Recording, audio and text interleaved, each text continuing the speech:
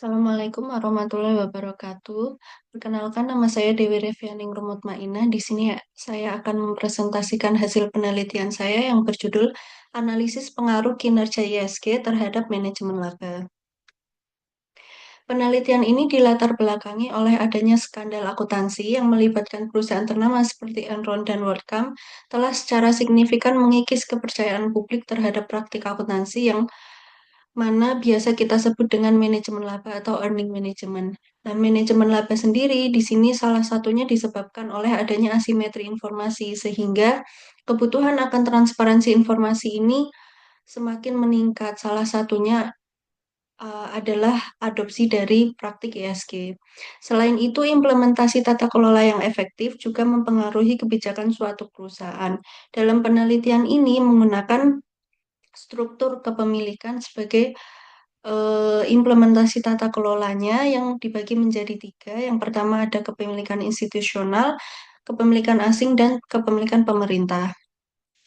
Rumusan masalah dalam penelitian ini, kasus-kasus manajemen laba di Indonesia sudah banyak terjadi. Salah satunya ada PT Garuda Indonesia sekitar tahun 2018 sampai 2019 dan PT Indofarma sekitar tahun 2024. Oleh karena itu, perusahaan dihadapkan pada tekanan untuk mengadopsi praktik bisnis yang berkelanjutan dan bertanggung jawab secara sosial sebagai upaya mitigasi risiko reputasi dan pemenuhan kewajiban perusahaan. Penelitian ini ingin menjawab pertanyaan penelitian yang pertama, apakah terdapat hubungan antara kinerja ISG dan manajemen laba perusahaan? Dan yang kedua, apakah investor atau kepemilikan institusional asing dan pemerintah ini dapat memoderasi hubungan antara kinerja ISG dan manajemen laba? Motivasi penelitian ini yang pertama, temuan di negara maju umumnya telah menunjukkan bahwa ISG ini berperan dalam meningkatkan kualitas pelaporan keuangan. Namun, hasil itu belum tentu sepenuhnya dapat digeneralisasi ke negara berkembang termasuk Indonesia, sehingga penelitian ini difokuskan pada pasar modal Indonesia untuk menguji pengaruh kinerja ISG terhadap praktik manajemen laba dengan struktur kepemilikan sebagai variabel pemoderasinya untuk memberikan pemahaman yang lebih komprehensif dalam konteks negara berkembang.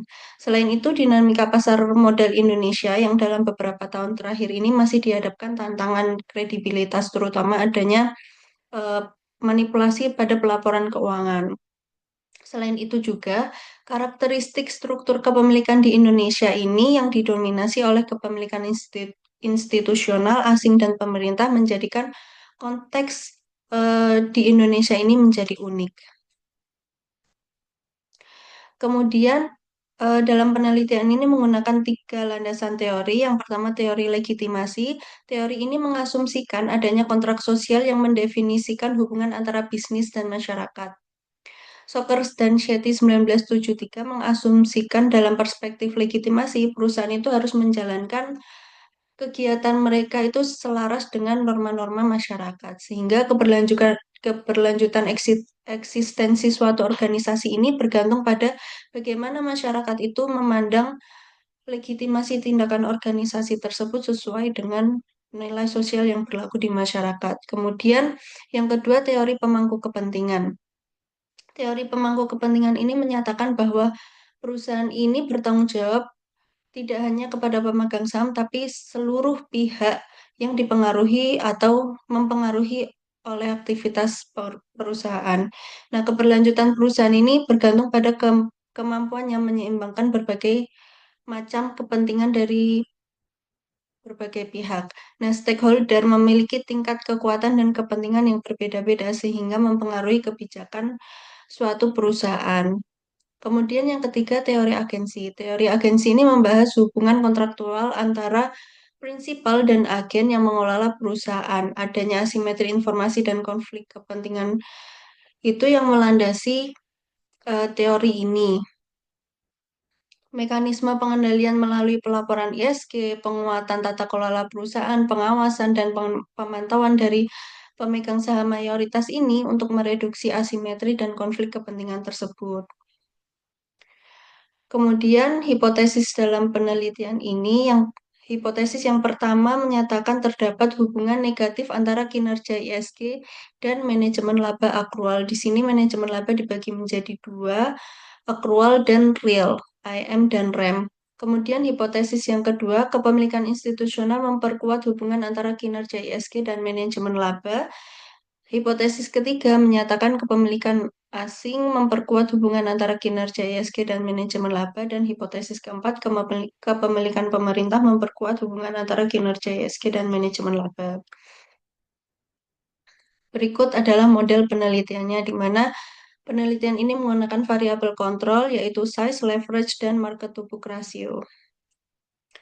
Kemudian untuk definisi operasional variabelnya, untuk manajemen laba akrual atau AEM itu menggunakan modified Jones, untuk yang manajemen laba real atau REM menggunakan manipulasi berdasarkan penjualan biaya produksi, biaya penjualan, biaya diskresioner dari Roy Cowdery 2006. Kemudian kinerja ISG menggunakan ISG Combined Score dari Thomson Reuters. Untuk kepemilikan institusional asing dan pemerintah menggunakan persentase dari jumlah saham yang dimiliki masing-masing kepemilikan terhadap total saham beredar.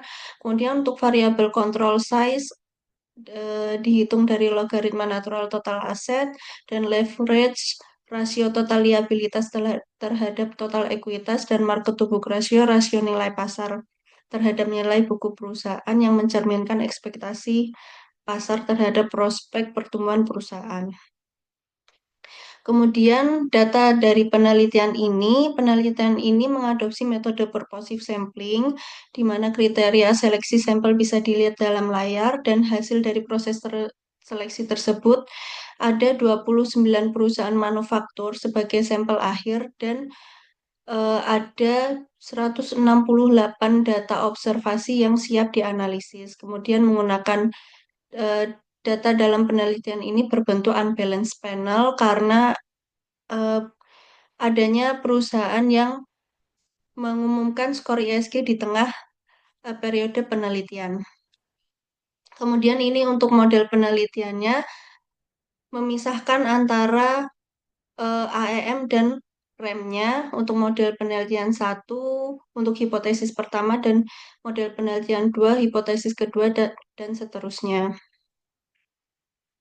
Kemudian hasil penelitian dan pembahasan, di sini ada statistik deskriptif, di mana untuk earning management, accrual earning management memiliki rata-rata 0,0019 yang menunjukkan bahwa manajemen laba accrual relatif rendah. IM di sini tidak diabsolutkan untuk menjaga arah manajemen laba. Kemudian untuk yang REM rata-ratanya 0,0017 yang menunjukkan variasi REM lebih tinggi dibandingkan IM. Untuk ISG-nya rata-ratanya 46,81 di mana rentangnya 10,59 sampai 81,83 yang menunjukkan perbedaan kinerja ISG antar perusahaan. Kemudian untuk kepemilikan institusional asing dan pemerintah di sini terlihat untuk kepemilikan institusional, yaitu kepemilikan yang lebih dominan dalam sampel penelitian ini, di mana rata-ratanya 74,92%. Kemudian untuk size 31,32, leverage 1,09, dan MPR 4,95. Menunjukkan data mencerminkan heterogenitas kondisi perusahaan dari sisi praktik manajemen laba, ISG, struktur kepemilikan, dan fundamental keuangannya. Kemudian untuk determinasi model regresi, setelah dilakukan uji model regresi ini, ditemukan untuk analisis AM menggunakan common effect, dan untuk analisis RM-nya menggunakan random effect. Kemudian uji asumsi klasik, penelitian ini terbebas dari multikolinearitas, sedangkan yang heteroskedastisitas untuk model yang AEM tidak terdapat heteroskedastisitas, untuk yang REM tidak diuji, tapi dalam pengujian hipotesisnya nanti menggunakan robust clustered berdasarkan ID perusahaan. Kemudian untuk uji normalitasnya, uji normalitas untuk model AEM residual berdistribusi normal, sedangkan yang RM tidak berdistribusi normal, tapi sekali lagi nanti akan diuji menggunakan cluster standar robust. Kemudian hasil uji hipotesis yang pertama terlihat dalam tabel tersebut. ISG ke AEM menunjukkan hasil yang signifikan, sedangkan ISG ke REM menunjukkan hasil yang tidak signifikan. Itu artinya H1A didukung, sedangkan H1B tidak didukung. Sedangkan size dan MBR tidak menunjukkan signifikansi terhadap AEM dan REM. Untuk leverage-nya menunjukkan positif signifikan terhadap REM. Kemudian untuk kelayakan modelnya, untuk yang IM, model IM tidak signifikan dan kelayakan model REM signifikan.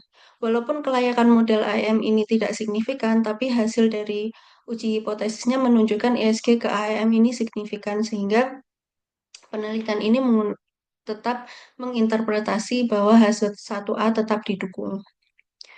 Kemudian untuk hasil uji hipotesis yang kedua, kepemilikan institusional tidak signifikan terhadap IM, sedangkan KREM positif dan signifikan.